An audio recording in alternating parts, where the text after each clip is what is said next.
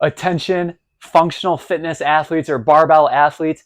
Every time you work out, your body is telling you secrets that you can use to then improve your performance. That's right, your body is telling you no evals, no money needs to be spent. Your body's telling you what needs to be done.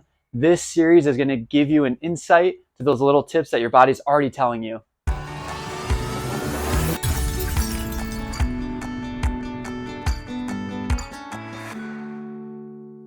Today's secret involves you putting on your listening ears because it's all about the sound that's made when you are deadlifting.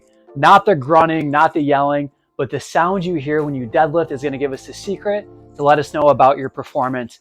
What we're looking for is the sound when you're bringing that bar down. Is it a nice symmetrical clunk or is it a clunk clunk? If it's a clunk clunk, one side's hanging on too long compared to the other side, we're going to figure out why is that happening? And then more importantly, how do you fix that?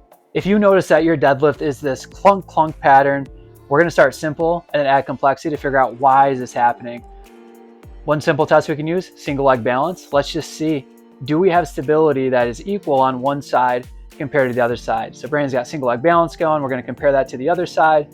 Hold it as long as you can. When that other foot taps down or you start to get waving all over the place, we will cap it and then we'll see what is the difference? Less than a 10% difference? Let's move on. Let's add some weight into it while looking at the posterior chain. So Brandon's gonna grab a dumbbell.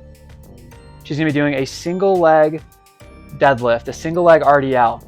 Depending on when you're noticing the clunk happening is what you're gonna use to determine how many reps should you be doing to compare this. If it's early on, maybe you do a 5 rep. If it's later on in the workout, maybe you do a 10 to 15 rep max to compare side to side when fatigue is happening. So Brandon's gonna keep working up in reps and in weight, same idea. Then she's gonna compare it to the other side and we're gonna look for that 10% difference on the one side versus the other side. With the single leg deadlift, we're looking at stability.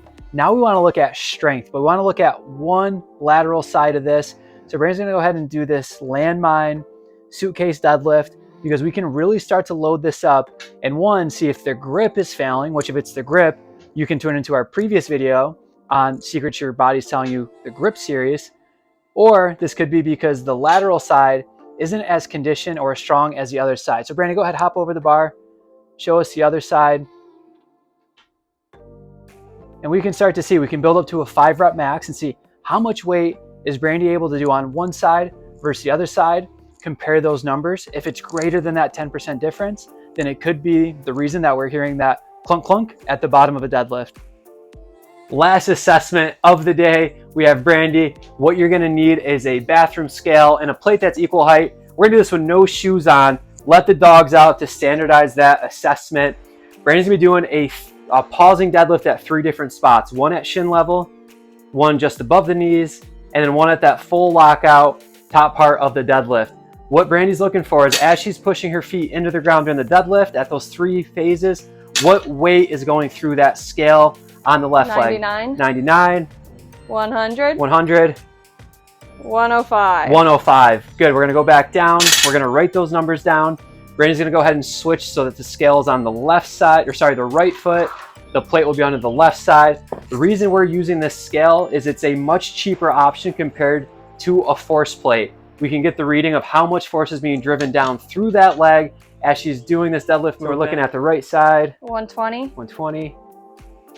110. 110.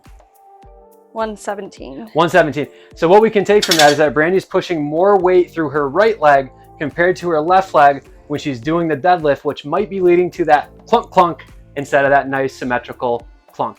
Your challenge is to listen to your deadlifts, whether it's in a Metcon, whether you're doing it for strength, but listen to that bar as it hits the floor. Is it a clunk clunk or is it a singular clunk? If you're getting that double clunk, that cues you in to start looking and listening to your body. Use these assessments to figure out why that might be happening.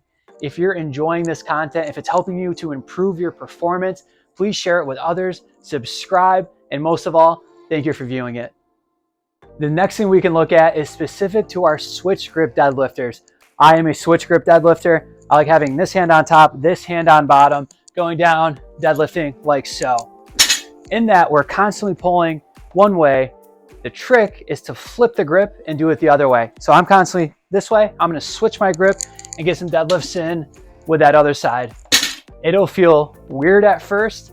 That is okay. Start with lower weights, start building it up. If you're going for a 1 rep or 3 rep max, you're going for a weight, use the one that you're comfortable with.